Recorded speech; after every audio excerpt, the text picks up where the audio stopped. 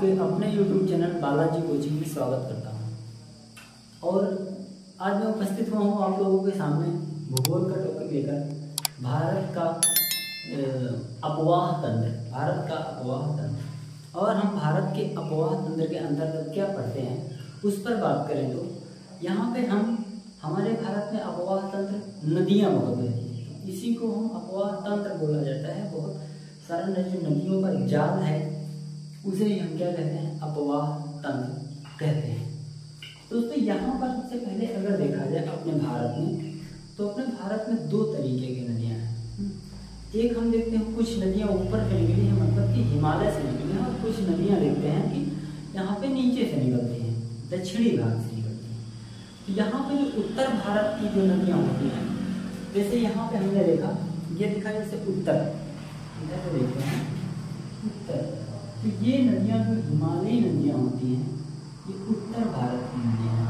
हिमालयी नदियाँ जो है कहाँ, उत्तर भारत की नदियाँ होती हैं। और दक्षिण भारत की कुछ नदियाँ होती हैं, इन्हें हम प्रायद्वीप भारत की नदियाँ कहते हैं या प्रायद्वीपीय नदियाँ कहते हैं। इसे मतलब क्यों कहते हैं प्रायद्वीप भारत की नदियाँ, तो इससे पहले आपको पता हो जाना चाहिए कि प्रायद्वीप ही क्या है, प्रायद्वीप शब्द क्या है।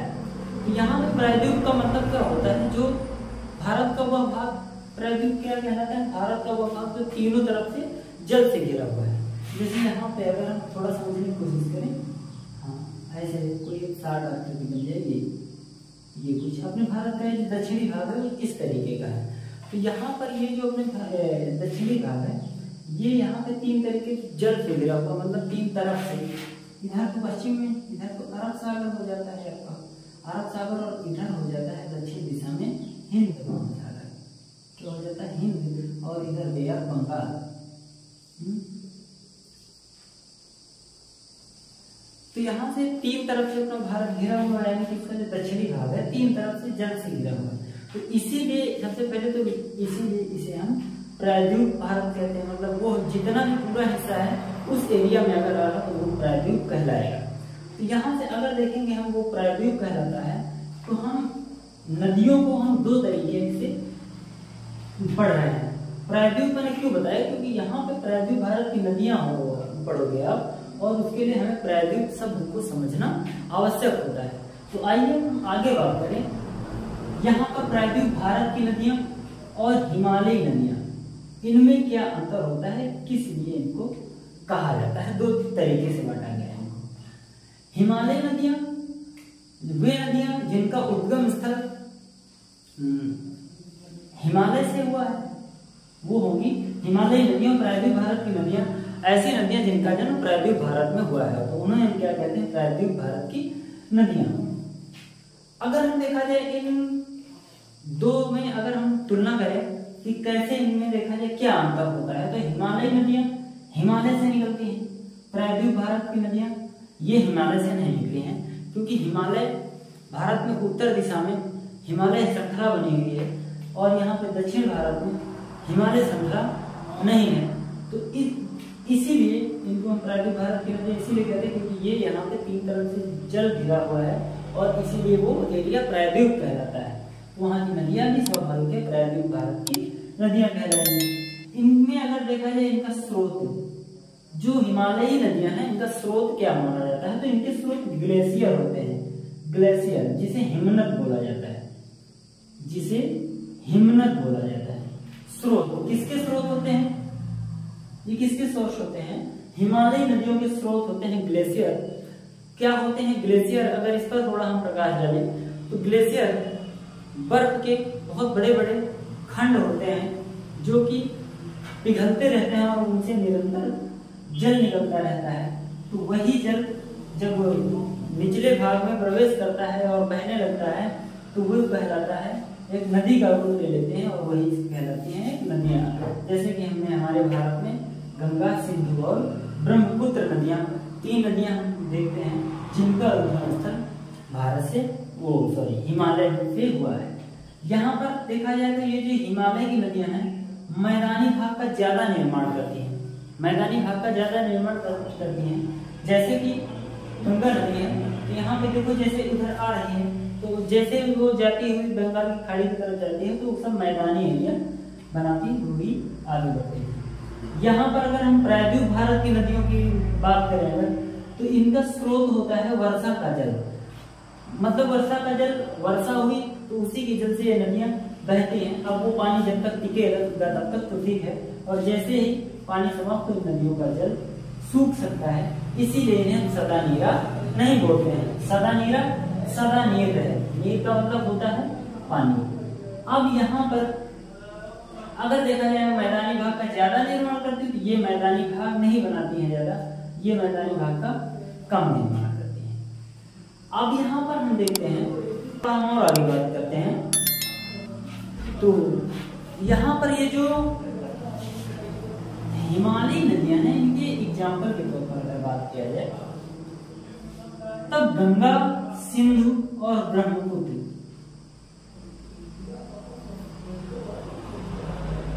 ये जो तीन नदियां हमें दिखाई पड़ रही हैं, गंगा, सिंधु और ब्रह्मपुत्र, तो ये जो नदियां हैं इनका उद्गम स्थल हिमालय से हो रहा है और ये सदा नीरा है।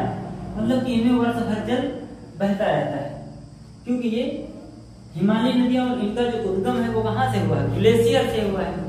हम आगे बात करेंगे एक एक नदी पर, लेकिन हम जैसे बेसिक बात करें, ग्लेशियर क्या होते हैं, तो पर्वत जो होते हैं उन पर बहुत बड़े बड़े जो बर्फ के भूखंड होते हैं, भूखंड नहीं बर्फ के पहाड़ बहुत बड़े बड़े, तो उन्हें ही ग्लेशियर बोला जाता है। अब यहाँ पे वर्षा का जल इनका स्रोत होता है प्रायद्वीप भारत की नदियों में। ये कम, मतलब ये ज्यादा मैदानी भाग बनाती है, ये कम मैदानी भाग निर्माण करती है। इनके एग्जाम्पल हैं गंगा, सिंधु और ब्रह्मपुत्र। इन नदियों के एग्जाम्पल हैं गोदावरी, नर्मदा, कावेरी, कृष्णा। ये जो नदियां हैं ये दक्षिण भारत से इनका जन्म हुआ है, यानी कि ये प्रायद्वीप भारत की नदियां इसीलिए कहलाती हैं। तो यहाँ पर ये जो नदियां हैं गोदावरी, नर्मदा, कावेरी और कृष्णा, मतलब कि दक्षिण भारत की सिर्फ यही नहीं और बहुत सारी नदियां हैं। तो जितनी भी नदियां वहां से उद्गम हुआ है उनका, जैसे कि अगर हम बात करें कि फॉर एग्जाम्पल जैसे नर्मदा का उद्गम स्थल कहाँ हुआ है, इधर यहाँ पे एमपी, अमरकंटक की पहाड़ियां कहाँ पड़ती हैं? एमपी। तो ये इसी तरीके यहाँ से दक्षिण भारत में इनका देखो दक्षिण में आता है, जैसे एमपी उसका जिस भाग से है वो दक्षिण में आता है। तो नर्मदा नदी जो है दक्षिण भारत से निकली, तो इसको हम एक तरीके से कह सकते हैं प्रायद्वीप भारत की नदी। दूसरी बात अगर देखा जाए, यहाँ पर गंगा है, जैसे गंगा की बात कर लेते हैं, तो गंगा ये जो है उत्तर भारत है, तो उत्तर भारत की नदी, और उत्तर भारत में कहां से निकली? हिमालय से निकली, तो इसलिए इसे हम हिमालय नदी बोलेंगे। इनमें वर्ष भर पानी होता है, इनमें जरूरी नहीं कि वर्ष भर पानी हो। और ये जो गंगा नदी है ये भारत की सबसे बड़ी नदी है, लंबी नदी है, सॉरी, भारत की सबसे लंबी नदी कौन सी है? गंगा नदी है। और यहाँ पर प्रायद्वीप भारत की अगर सबसे लंबी नदी की बात की जाए तो वो गोदावरी है, गोदावरी। इसीलिए मतलब इसको तो गंगा कहते हैं, और ये लंबी है कितनी? ये अच्छा, इसकी लंबाई 2525 किलोमीटर है। हालांकि भारत में बहती है 1515 किलोमीटर ही, और बाकी थोड़ा कुछ बांग्लादेश में इधर बहते हुए बंगाल की खाड़ी में गिरती है। और ये नर्मदा नदी जैसे गोदावरी, तो हाँ गोदावरी थोड़ा ज्यादा इंपॉर्टेंट है भारत में, मतलब 2525 किलोमीटर ये सबसे लंबी नदी है। उसके बाद गोदावरी ही नदी आती है। गोदावरी नदी को ही इसे बूढ़ी गंगा कहते हैं, इसे ही बूढ़ी गंगा के नाम से हम जानते हैं। तो बूढ़ी गंगा के नाम से हम किस नदी को जानते हैं? गोदावरी नदी को जानते हैं। गोदावरी नदी प्रायद्वीप भारत की सबसे लंबी नदी होगी। अगर देखा जाए प्रायद्वीप भारत, उत्तर भारत की सबसे लंबी नदी 2525 किलोमीटर की लंबी जो है, पूरे भारत की भी सबसे लंबी नदी है। दोस्तों उम्मीद करते हैं कि ये जानकारी आपको पसंद आई होगी, और इसके आगे की क्लास आपको तभी समझ आएगी जब आपको कुछ बेसिक जानकारी होगी। इसीलिए मैंने इसके बाद हम एक एक करके सभी नदियों के विषय में पढ़ेंगे।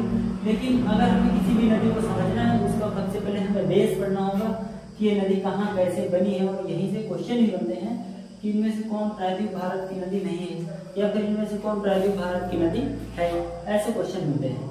तो उम्मीद करते हैं जितनी बातें आज आपको बताई गई उतनी बातें आपको समझ आ चुकी होंगी, और हम इसके आगे की बात या इसके आगे का जो भी टॉपिक है, इसके आगे की सारी बातें हम लेकर मिलते हैं अगले वीडियो में।